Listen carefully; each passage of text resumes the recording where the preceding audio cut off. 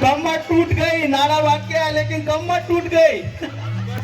घर पे जाके हेडेक लगा के आएगा, लेकिन गाएगा इधर। हाँ, तो ખરેખર ખૂબ જ મજા આવી તમારા લોકો વચ્ચે।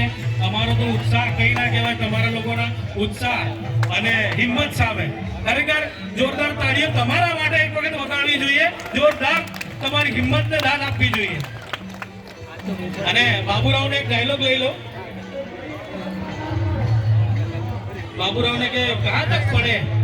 मैं दोपहर तक पढ़ा। दोपहर तक? हाँ, सुबह में मेरा बाप मेरे को स्कूल पे छोड़ के गया और दोपहर में पूरी स्कूल मेरे को घर पे छोड़ के गई। ये सर्टिफिकेट कैसा है? रात भर खास रहा था। जा मेरी बाटली से 2 घूंट मार ले।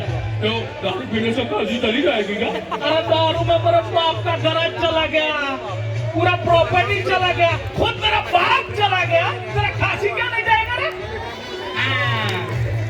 तो खूब खूब धन्यवाद। તમે લોકોએ મને આજે અહીંયા બોલાવ્યો, ઇન્વાઇટ કરો એના માટે દિલથી ખૂબ ખૂબ આભાર।